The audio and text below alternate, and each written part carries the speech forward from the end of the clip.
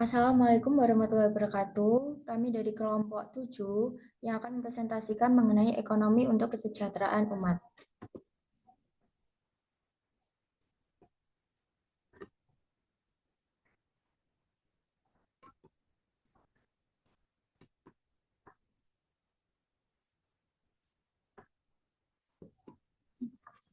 Sebelumnya, perkenalkan saya Lydia Natalia Dadava. Saya Najwa Eria.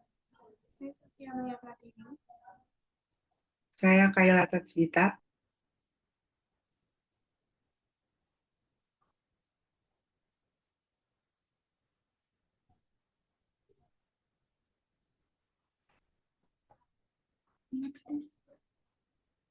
Dan rekan saya Sinta Dewi Kartikasari.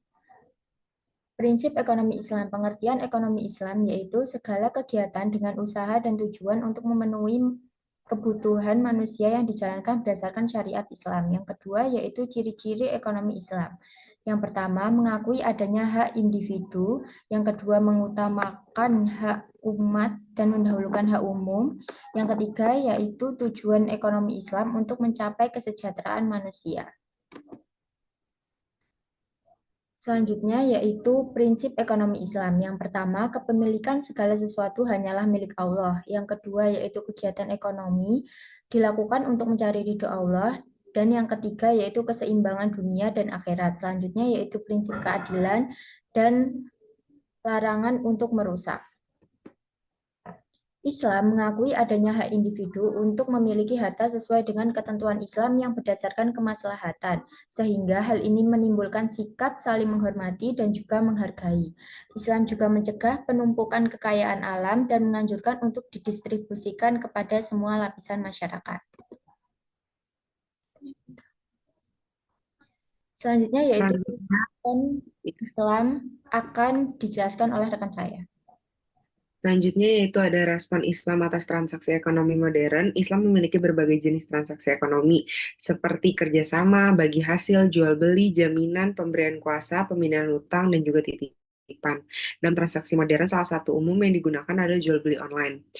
Nah, dengan syarat-syarat sah yaitu yang pertama, timbangan yang jelas, dua, barang dan harga diketahui serta tidak bersifat mahjul atau tidak diketahui, yang ketiga, tempo pembayaran yang dimaklumi, dan yang keempat, kerelaan kedua belah pihak. Next.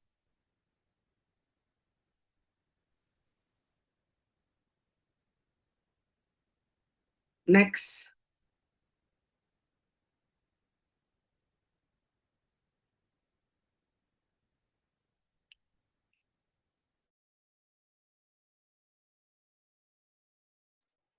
Selanjutnya yaitu hukum bunga bank. Islam melarang riba atau bunga berdasarkan Al-Quran dan hadis. Mencari kekayaan melalui bunga tidak diizinkan dalam Islam. Beberapa ayat yang melarang riba. Yang pertama ada Quran Surat Al-Baqarah 275-276, di mana orang yang memakan riba diibaratkan seperti orang yang kerasukan setan. Terus Allah juga menghalalkan jual beli tetapi mengharapkan riba.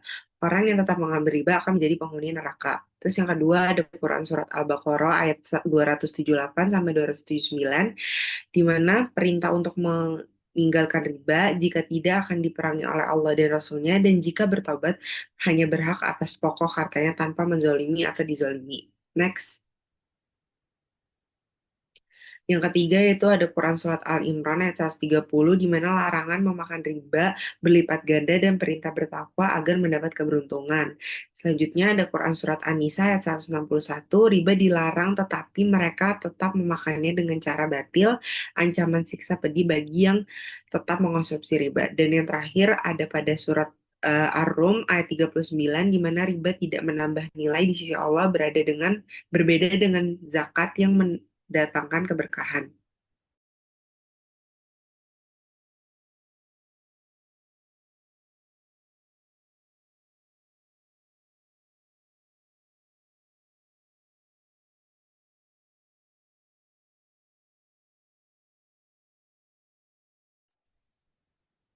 Hukum hukum bunga bank menurut Nahdlatul Ulama, hasil ijtihad Bahsul Masail yang diprakarsai oleh organisasi Nahdlatul Ulama ditetapkan berdasarkan prinsip kafalah.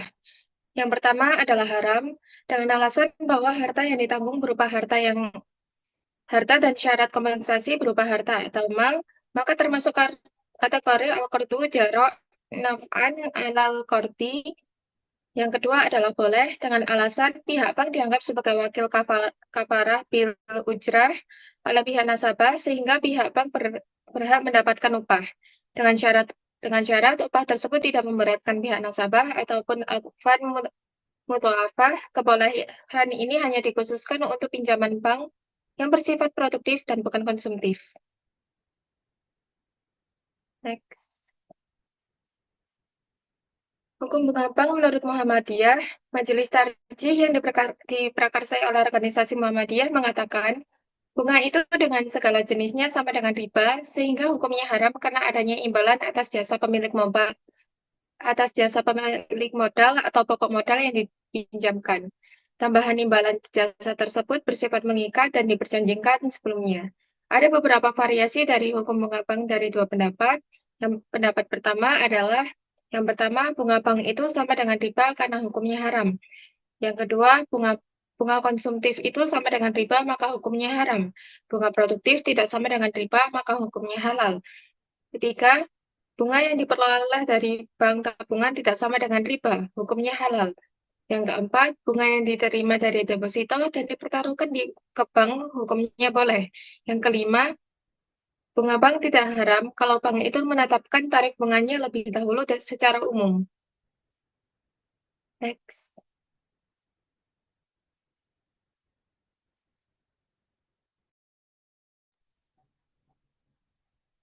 Selanjutnya, apa itu bekerja? Nah, pengertian kerja yaitu bekerja adalah aktivitas dinamis dan bertujuan untuk memenuhi kebutuhan jasmani dan rohani, dan bekerja bagi manusia adalah memanusiakan dirinya. Manusia dianugerahi oleh Allah Subhanahu wa Ta'ala 4 pokok yang penting, yaitu daya fisik, daya pikir, daya kalbu, dan daya hidup. Selanjutnya, menurut Tasmara, terdapat aspek yang harus dipenuhi secara nalar, yaitu yang pertama, aktivitas yang dilakukan karena ada dorongan atau mewujudkan sesuatu sehingga tumbuh tanggung jawab yang besar sehingga dapat menciptakan karya atau produk yang berkualitas. Kemudian yang kedua, apa yang dilakukan merupakan kesenjangan yang direncanakan agar menumbuhkan semangat dalam bekerja. Yang ketiga, bekerja adalah aspek dinamis untuk memenuhi kebutuhan jasmani atau rohani. Etika kerja Islam sebagai panduan dalam bekerja. Etika Islam memandang bahwa pekerjaan merupakan suatu kebaikan. Menurut Rahman dalam Subianto 2016, menyebutkan indikator etika Islam mengenai pekerjaan yaitu yang pertama, kemalasan adalah musuh Islam. Yang kedua, mendedikasikan diri pada pekerjaan merupakan kebajikan. Yang ketiga, bekerja dengan baik akan bermanfaat bagi diri sendiri dan orang lain. Yang keempat, bersikap adil dan bijak di lingkungan kerja dibutuhkan untuk kesejahteraan bersama. Yang kelima, dalam bekerja seseorang harus melakukan pekerjaan secara maksimal. Yang keenam, hasil dari sebuah pekerjaan bukanlah tujuan akhir, akan tetapi juga untuk mengembangkan diri dan berhubungan sosial. Yang ketujuh, hidup tidak bermakna tanpa kerja. Yang kedelapan, menganggur dan membuang-buang waktu adalah perilaku yang kurang baik. Yang kesembilan, kreativitas dalam bekerja adalah sumber kebahagiaan dan prestasi. Yang kesepuluh, pekerjaan memberikan kesempatan seseorang untuk hidup mandiri. Yang ke-11, seseorang harus selalu kerja keras untuk memenuhi tanggung jawab. Kemudian yang ke-12, Islam menilai pekerjaan yang dilakukan berdasarkan niat dan bukan dari hasil akhir pekerjaan. Selanjutnya adalah perintah untuk bekerja dalam Islam. Salah satu ayat Al-Quran yang menjelaskan perintah bekerja adalah surat Al-Jum'ah ayat 10. Ayat ini menjelaskan bahwa setelah melakukan sholat Jumat, manusia diperintahkan untuk bertebaran mengurus urusan dunia dan mencari rezeki dengan cara yang halal dan selalu ingat kepada Allah Subhanahu wa Ta'ala serta menghindari kecurangan. Bekerja adalah kewajiban manusia untuk mencari nafkah dan mencapai kesejahteraan. Dalam bekerja, kejujuran harus diutamakan karena Allah Subhanahu wa taala mengetahui setiap perbuatan, sebagaimana disebutkan dalam surah At-Taubah ayat 105. Rasulullah Shallallahu alaihi wasallam juga menegaskan dalam hadis riwayat Abu Hurairah radhiyallahu anhu bahwa lebih baik seseorang mencari kayu bakar sendiri daripada meminta-minta. Ini mengajarkan bahwa kemandirian lebih mulia daripada bergantung pada orang lain. Kemudian Allah Subhanahu wa taala memberikan rezeki sesuai usaha seseorang dan tidak akan mengubah keadaan suatu kaum kecuali mereka berusaha mengubah diri sendiri. Surah Al-Ra'd ayat 11. Bekerja keras dengan jujur dan mandiri adalah kunci keberkahan hidup. Selanjutnya yaitu tujuan bekerja dalam Islam. Tujuan bekerja dalam Islam adalah untuk mencari ridho dari Allah Subhanahu wa taala agar mendapatkan ridhonya. Untuk mencari ridhonya, mencari rezeki yang halal. Ketika seorang muslim bekerja untuk memenuhi kebutuhan diri dan keluarga, sejatinya hal tersebut merupakan wujud ibadahnya kepada Allah Subhanahu wa taala. Etos kerja Islami. Etos kerja terdiri dari dua kata, yaitu etos dan kerja. Kata etos berasal dari bahasa Yunani, yaitu etos, yang berarti sikap, kepribadian, karakter, watak, keyakinan atas sesuatu. Sedangkan kata kerja berarti usaha untuk melakukan sesuatu dengan perencanaan dan tanggung jawab.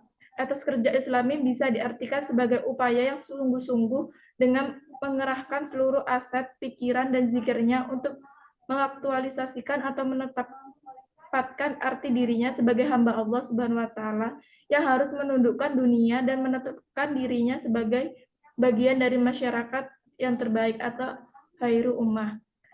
Selanjutnya yaitu karakteristik etos kerja Islami. Karakteristik etos kerja Islami menurut Al-Antas tahun 1986 adalah memiliki tekanan yang tanggung jawabnya langsung kepada Allah Subhanahu wa taala, jujur, kerja keras, hemat, disiplin, waktu, dan penuh perhitungan. Karena tanggung jawabnya langsung kepada Allah Subhanahu wa taala, seorang muslim akan berhati-hati dalam bekerja. Karakteristik etos kerja. Menurut Saproni tahun 2016, etos kerja dalam Islam berkaitan dengan hal-hal berikut. Yang pertama yaitu Islam adalah agama yang mendorong umatnya untuk semangat bekerja dan beramal serta menjauhkan diri dari sifat malas. Yang kedua yaitu salah satu sifat dari seorang muslim adalah meninggalkan hal-hal yang tidak produktif dan diganti dengan hal-hal produktif.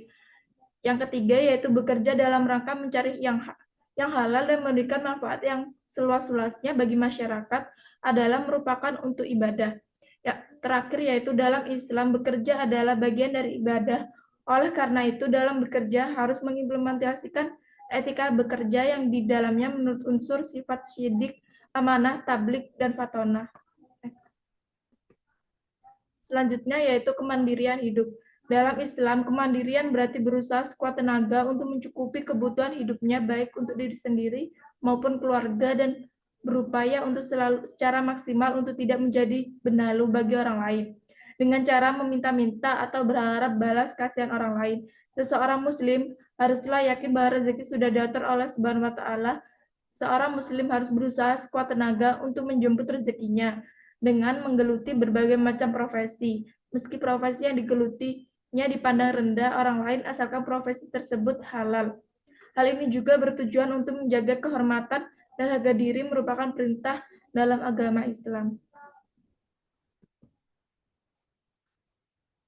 Sekian presentasi dari kelompok 7, kurang lebihnya mohon maaf. Wassalamualaikum warahmatullahi wabarakatuh.